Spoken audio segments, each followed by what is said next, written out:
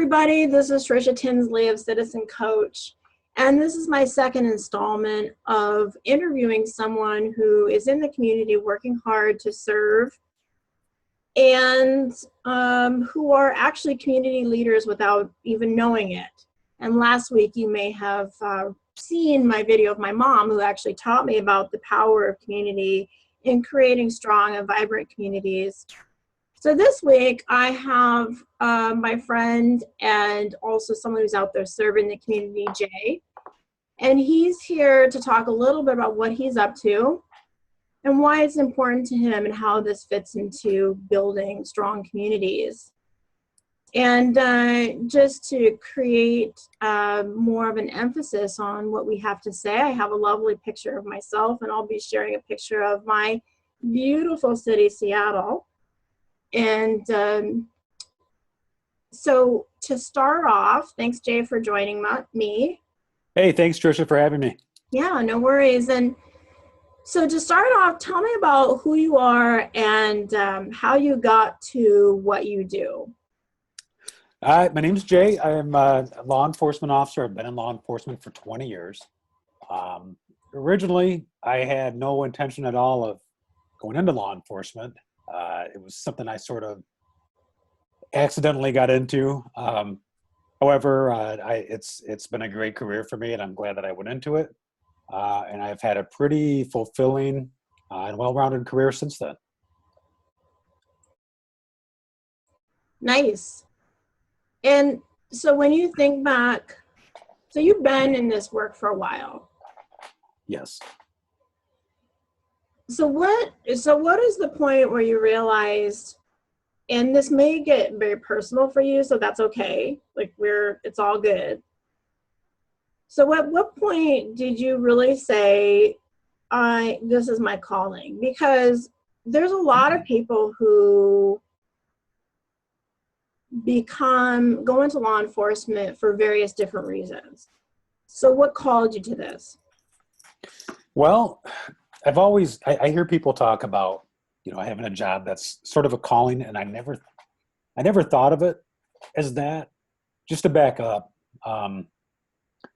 I graduated from college over 20 years ago, and for months afterwards, I didn't know what I was going to do. I had no interest at all in law enforcement. I had never even considered it. Where I lived at the time, they had commercials out that were advertising applying for the police academy. And my college loans were coming in due at the time. And I said, I need to do something. I'll apply for the police academy and see how it goes. So I applied, had 2 interviews, and I actually got in, and I was actually voted class president of my police academy. And so it was one of those things I sort of, for 20 years, I went through my job. I did it. I had some ups, had some downs.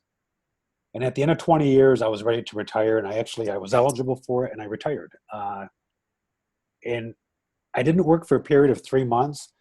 And it was actually during that 3-month period where I realized how much I missed my job.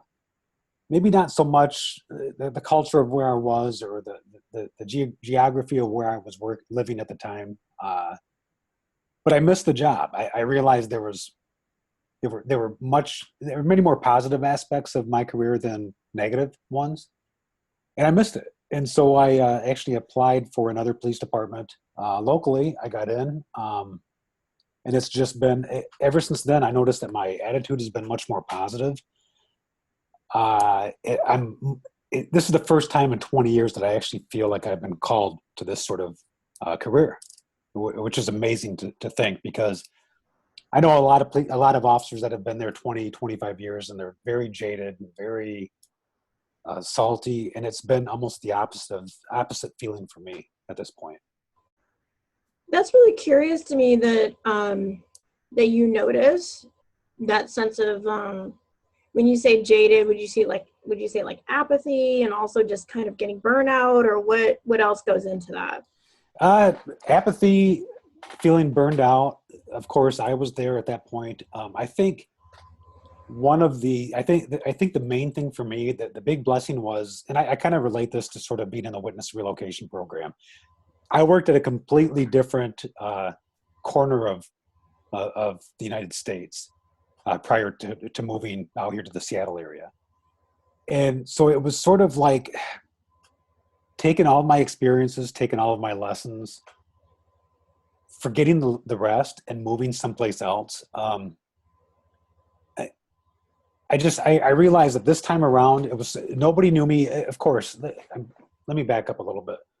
Okay. Starting 20 years ago, I mean, having worked 20 years ago, I'm much more mature now than I used to Yeah, be. you're a different person. I'm a completely different person. And this time around, I've sort of been where I am now. I've been kind of given a mentoring role, which I take very seriously. I feel almost responsible for helping to guide officers that are new to this line of work and to sort of making the right kind of career decisions, Hmm. finding more constructive ways to deal with some of the negative things that they're going to experience in this line of work. And I think that's helped me tremendously. And I take that very seriously. And I just sort of see my interactions every day with the community in a much different light than I did 20 years ago. Hmm. So to be clear, and correct me if I'm wrong, you really started off with just seeing an opportunity as opposed to like a calling. And now Yes. you see it as a calling to really shape some of the people who are coming in your position 20 years ago. Well, and not just that. I also, with some of there's been some perceived negativity against law enforcement in recent years. And I Yeah. think for me, when I have, being in uniform, just seeing kids on the street, I always keep a collection of junior police law enforcement stickers with me. And just that little interaction with kids or with members of the community, that's sort of my opportunity to sort of present a different side of my job than what they normally see on television, which typically, let's face it, tends to be almost exclusively negative. Um, so I see it. I just see it in a completely different role now. I see it because I'm in this job now, not because I have to be, but because I choose to be. I Mhm. noticed I have a completely different mentality than I ever used to. It's not that Sure. it was ever negative, but I'm much more positive now. And I guess I try to present myself in the best positive light possible, as well as my colleagues. Mhm. I mean, do you view yourself as a community leader? That's a good question. I don't know if I've thought about that. That was something in what you and I had discussed prior to this interview. That was a question that came up, and I don't know if I see myself as a community leader. I certainly see myself as a conduit for positive social change. And I think because, let's face it, I mean, law enforcement, when we deal with people, members of the community, we're not dealing with people at their Yeah, best. we're at our worst. They're at their worst. Right, right. People are at their worst. So I think a lot of it has to do with, I've always said this, our job is a little bit of everything. We're psychologists. Sometimes we're just bartenders where people just want to vent to somebody. Um, we're also authority figures, but we're all sorts of different roles. And at any given moment, we can be one or all of them. Sure. Um, I think in that sense, I wouldn't consider myself a community leader, but I think that we are certainly part of a leadership process that could lead to better change for the community. Okay. I think if with any civic leader program, I think that you need law enforcement representatives because I think um, we're on the front lines. We're the ones that get called to the worst calls. There's a fight at a homeless encampment or something. You hear a lot of what people at their worst. People tend to be most honest, and so you Mm, find out mostly what's bothering people at that point, and you I can sort of agree. yeah, I you can convey that at a different time, a different setting when cooler heads are surrounded and gathered together. So one, I just want to comment that that's what I love about the work that I've done past in social services is that people are pushed to their limits and so they're the most honest. And I don't enjoy filters. at all. Right. So one of the things that calls me back to do the work with the public in like some pretty extreme ways is that people will be willing to remove some of those filters when they're really, really pushed up against the wall. Sure. Yeah. Now, you once told me that when you actually mentor uh, people in your field or young kids, men and women, you're like, if you want to have a more thankful job or then be a firefighter as opposed to like a cop, so to speak, and that it's a thankless job, you know. And it sticks with me because that's an interesting thing for people who actually work with people at their worst, when they're really like pushed into these situations where there's pressure, there's desperation, and there's also just like raw emotions, hitting off of each other and creating really the worst possible situation sometimes. Right. So Yeah. how does your work challenge you? It is thankless. And like getting back to what you just brought up, I tell the younger people, I said, if you want a job where everybody's happy to see you, become a firefighter. This is Otherwise, not to say that firefighters always get thank yous, yeah, but well, they get their own they calendars. definitely get Everybody more. buy a firefighter calendar, everything, right?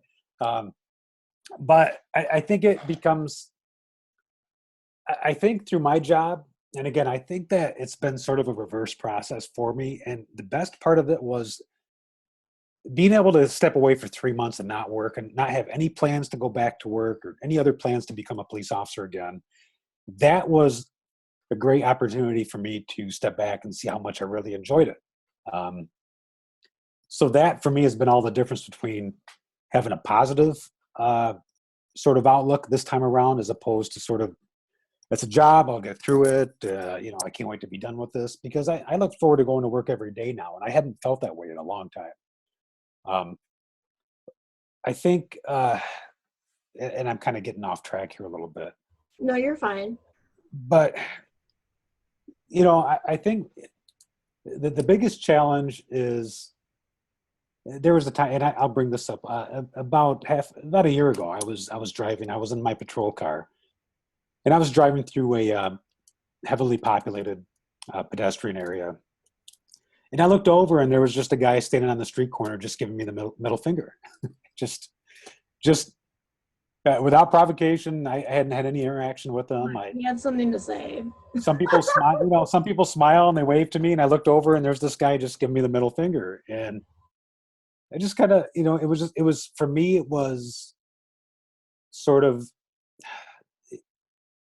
that. I think other law enforcement officers, I think other people younger, I think other people less, who haven't been through as much, would find really upsetting and offensive. And of course, and for me, it's just, I kind of let it roll off my back. I don't know the guy. I don't know what precipitated his, that particular moment. I've heard, you maintain your professionalism. I think that with this job, somebody has to do it. Somebody has to go into those negative aspects of people's lives. And the challenging part is that, yeah, you very, very rarely do you have people come up and say, "Hey, thank you for what you're doing," but it does happen. And when it does happen, you appreciate it. So, the biggest challenge, I guess, for me is, especially seeing some of the media reports lately. It takes one officer to kind of give all of us a black eye, but there are so many good things that I do, that my colleagues are doing every day, that go unnoticed. Um, that's the challenging aspect for me, is that that's not widely reported on. But at the same time, that sort of kind of makes you kind of a quiet professional at what you do. Sure. And I told you at the beginning, before we even interviewed this, that I purposely was like, I'm not really interested in the breakdown in law enforcement and the community. Mm-hmm. I mean, I'm interested in that, but that's an easy conversation. it's a conversation that may not happen that often, but it definitely is an easy conversation. What's really more important to me is like what calls people to do this work. And also, you said something that is really interesting to me because it really is like years. So to quote, of all things, it may seem so like random, but I always think of something that Penn and Teller say, and or have been quoted on, which is that they're like, just because they have spent like, and this was about 5 years ago, I heard this quote, they're like, we spent 35,000 hours on the stage. And just by those sheer numbers, we are better. That there's no amount of like learning or education that can actually make you better as opposed to like just the sheer hours. So when you're talking about experience, like what do you say about like people going into law enforcement at a young age? Because that's actually really curious to me, because I think about that as someone who used to be in social work. I'm like, you just don't have, I would see young people and I would think, you don't have the chops to not take this personally. Well, you're exactly correct. And that's one of the reasons, and I don't have an exact statistic or a figure, but I would venture to say that many of your citizens' complaints have to deal with officers that are haven't been on the job as much or as long. You get into arguments. If you, let's say, for example, you make a traffic stop. Of course, I mean, nobody is happy about getting a ticket. Sure. Some people, some motorists, and I would, they always tell you, don't argue with a police officer at the side of the road over the ticket. Just schedule it in court. And that would be, that's something that it's taken me time to sort of learn how to turn that interaction into something professional and leave that person with sort of a somewhat good taste in their mouth about their interaction with law enforcement. Whereas a younger officer will sort of argue with the motorist and say, well, no, I saw you speeding. I saw you do this. And well, I wasn't speeding. Well, yes, you were. No, I wasn't. Yes, you were. There's no point in it. It's all, you're going to make the motorist upset. You're going to get upset. And, it takes time. You sort of, before you realize, ma'am, sir, listen, yeah, this is, you have a right to contest this in court. That is your right. There's information on the back of the ticket on how to do that. Do you have any other questions? And just sort of, it takes you time to realize you're not going to win. You have to put on the air of professionalism, and that comes with time. Yeah, I can see that. I mean, at some point you learn not to really, and I'm using this phrase lightly, like argue with people, but just really state like, this is what's going on. These are my job, this is my duty, and these are your options. And I think that takes maturity to kind of say, have that really kind of straightforward, get flat relationship with somebody who's escalated. Well, right. And you think about it. I mean, you're in any sort of, it's the same thing with any other customer service oriented industry. Granted, I mean, you sometimes you have to take somebody into custody. And nobody likes that part either. As I explained to people that I've arrested before that are upset, I'll tell them, you haven't been convicted of anything, but you're being charged with this crime. Anything can happen between here and your next court date, or the judicial disposition of this case. But by law, this is the decision that I'm making at this point. I'm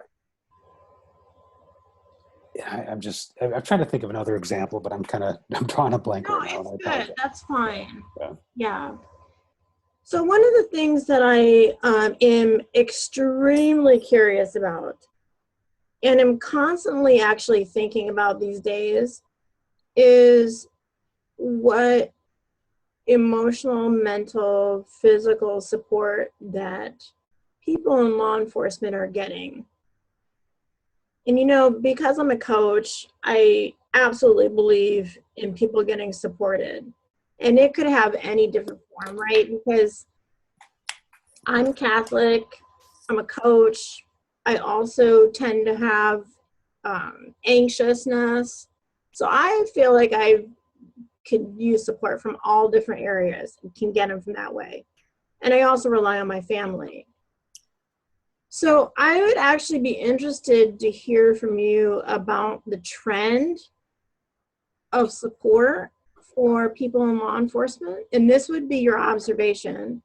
And also what getting support to like make sure that you can go out there and do your job well means to you. Well, that's, it's a pretty broad, it's kind of a complex. It There's is. so many different ways of asking that, I guess I would say. Do I your think best. that, you know, I guess I will approach it from a couple of different directions. I think, first of all, it's important that until the day comes where they hire robots to do our job, we're all still human beings that wear uniforms. I agree. We're all still affected. The way that, I guess one of my, it's not a criticism, but I would say that men and women and the armed services, the armed forces that go and they're in the military. They do a 1 or 2 year tour of duty, and they go to war zones. And I think, and God bless them for doing that. I think there's a lot of sympathy given to military personnel that see the horrendous things over the course of 1 or 2 years or whatever, and they're given a lot of sympathy and a lot of room, to sort of grieve and sort of vent. And there's a lot of forgiveness given, and they discuss PTSD, and I accept that. I don't think the same sympathy is given to law enforcement officers or firefighters or EMTs. And a lot of what we do is spread out over the course of a 25-year career. Right. This is a career and as opposed to like an intense conflict. Right. And that gets into a broad range of, okay, well, you can discuss, there's more integration for law enforcement members kind of in society, whereas armed forces are just, they're plucked right from the war zone and put right back into society with no sort of easing back into the integration of society. That's all a complex set of issues, and I understand that part of it too. But I would say that for me personally, I have different hobbies, different interests that are decidedly non-law enforcement related that I fall back on. When I come in the house, when I walk in the door at night, I leave my job behind. I become who I am normally. I have other interests that I participate in. And to me, that's been very helpful. And I would sort of caution other people going into law enforcement to have those same sort of interests, or find something you really like to do that has nothing to do with the job. Maybe, whatever it is, gardening or drawing or running or anything. That's been helpful for me. And I guess I would, like I said, my recommendation, and the one that I give to people that are just starting off in this job, is to find something similar. So something to offset the challenges. I'm sorry? Something to offset the challenges.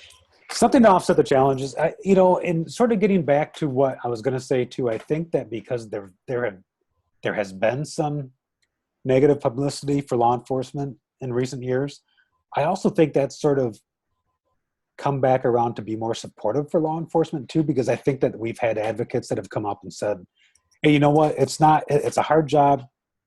Yeah, you see this officer did this, and but there are also these officers that are doing these things too. So I think that we've had some advocacy too in recent years that we otherwise may not have received. And I found that supportive, and I think that's been a great thing. Yeah, and then also, and I want to be really realistic about it.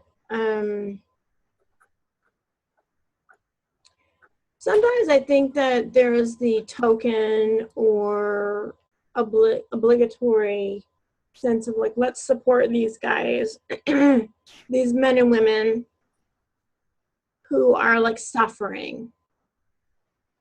But then there's not really like this catered sense of support to what people really, how people receive support and how it's going to work.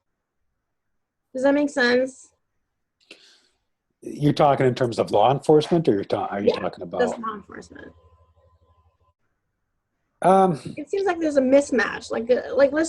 Let's use the same PTSD methods as we do with military or people here, or people who have actually just had, trauma, and let's like just superimpose it onto people in law enforcement.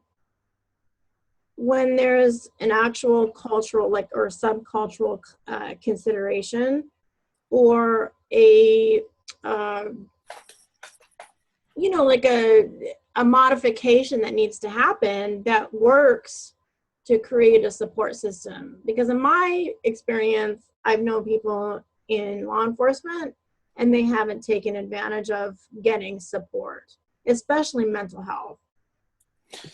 I see what you're saying. There's a stigma that goes along with being in law enforcement and trying to reach out if you need mental health support. Because, in some sense, and I think that's changing. I think that in departments have become more knowledgeable about that. There's been more research. And I think that, for example, many departments I know of, and I think when there is a critical incident involving, let's say, an officer-involved shooting, there is a required protocol that that officer has to go through, where there's a psychological debrief, there's an evaluation, support services are offered at that point, and it's more or less it's a directive. It's not. It's not optional. It's not up to the officer to say, yeah, it's not up to them to say, no, I don't need it. It's a protocol that the department puts in place. And I think that's a great protective measure for the personnel member who otherwise, because think about it, how hard is it to go to your boss and say, hey, I'm failing here. I think I need this kind of help. There's that stigma. Well, this way it removes that stigma, and it's discussed in confidence, and it just sort of cuts that whole part of that out of the equation.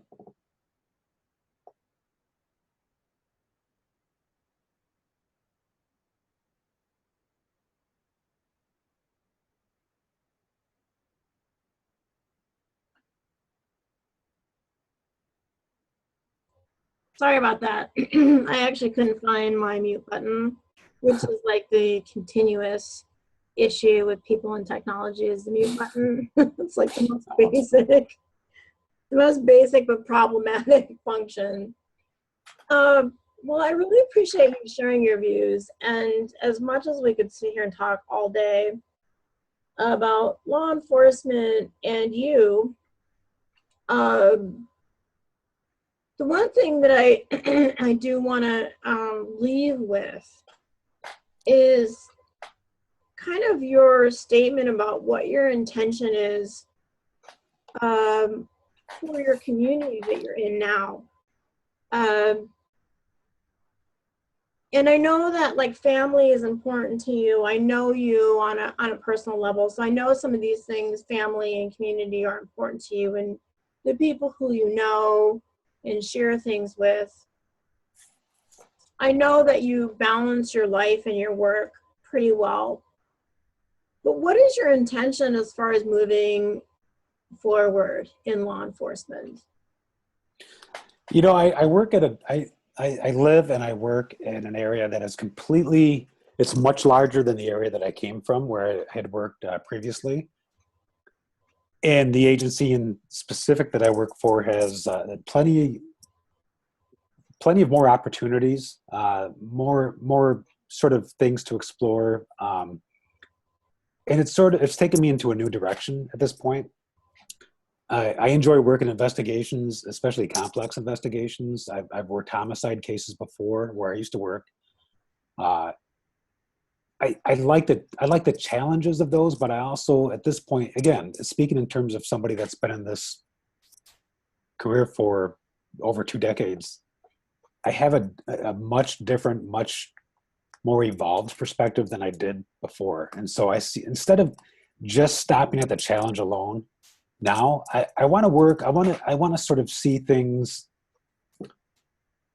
how can I explain it? I guess I want to sort of, it sounds corny and a lot of people say this and I want to make a difference, but I actually, this time around, I think I have the opportunity to sort of really use all the tools, use the resources that I have, use my skills and experiences to really sort of know what works, how to streamline my style a little bit more, and how to be more effective with dealing with people that are victims of crime, and sort of getting them the resources and the help that they really need to really make a difference. And to representing myself and my agency and my community better through my line of work to sort of point them in the right direction. That means a lot. That means a lot to me now more than it ever did before. So that's the direction. And I'm still feeling my way through. I'm still feeling my way out. Sure. I'm still relatively new to the area, but that's the optimism that I have that I never used to have before. And I think Sounds that more like a vision than it does in being an optimist. I'm sorry, say that again. It sounds more like having a clear vision than necessarily being an optimist. Yeah, I agree with that. I think so. And I think that sort of having that perspective, I think, can be infectious with other people, especially, again, younger people that are starting off in this line of work. Whereas I started off 20 years ago. Technology was nowhere near what it is now. Program services weren't anywhere near as evolved as they are now. And so it was easy for me to emulate the people that have been in this line of work 20 years when I first started. Okay, I'm just going to, at some point, I'm going to be salty and sarcastic and cynical. But I think this time around, I think for officers that are starting off now that I've been given a mentoring role to, Sure. I think it instills in them something that's much more hopeful than what I had. And I take that seriously. I want to, I want to utilize that as much as I can. Well, I mean, I take it seriously too, and and I appreciate the fact that you take it very seriously. That you, even if you're not touching the community, you're actually mentoring, which is a huge role that oftentimes is lost with our generation. Just stepping in and saying, "Hey, I can see you're struggling, and I'm going to be that guide for you." Right. I think so too. The one interesting thing about this, Trisha, is that I used to be somewhat of a prankster. I like jokes. I've got a sense of humor. This time around, I've noticed that I sort of have to, it's a slippery slope to be that kind of guy that likes to prank and pull joke, because at some point people sort of think of you, they sort of, it's not that they don't think of you as a serious person, but that's sort of not the role that I'm in anymore. Sure. The role that I'm in now is different. I mean, I'm sort of seen as an elder, I guess, in this line of work. Sure. So my role has changed. Well, you're a community leader, which this is why I wanted to interview you, because I saw that. Well, thank you. You're welcome. It's been fun. It's been fun talking to you. I know. Well, I have one last question for you. Sure. I don't particularly like the Beatles, and I'm going to confess that. Oh, okay. I know. So as someone who I'm assuming likes the Beatles, what am I to say to people when I'm just like, I just don't think that they're that good, Well, I've only recently started liking the Beatles immensely, and probably in the past 8 or 9 years. But I realized that there was the Beatles. There's a song for every age, every era of my youth and my life, and it's it's just you can't deny their influence. I'll just leave it at that. I know, but even their influence is not that important to me. So when I get down to it, I know I've been almost lynched by some people, and that's a strong word, but people have been mad. But either way, I will say this, and again, I like to leave an interview with a lighter note, that I do believe that their music is still good. I just don't think they're the best people to sing them. For instance, like Stevie Wonder might be better. Oh, there's definitely, there are Like, definitely I some just feel better. like they're the good songwriters and arrangers, and they shouldn't have sang their songs. So No, there are definitely some better voices out there. Trust me, but I just think the fact that four young men came together and just came up with some of the best words and best songs and just sort of the things that and I play piano myself, and I sometimes play in retirement centers, and a lot invariably I've had people ask me to play the Yellow Submarine, and there's songs, and my own kids know the song too, and so there's songs out there for everybody, I think, for the Beatles. all right. Well, I want you to stay on the line to just debrief afterwards, but this is Okay. the end of our recording. Thank you so much, Jay, for spending your time with us. Hey, thanks, Trisha. My pleasure. Anytime. So you take care and be You safe out too. there. All right. Thank you.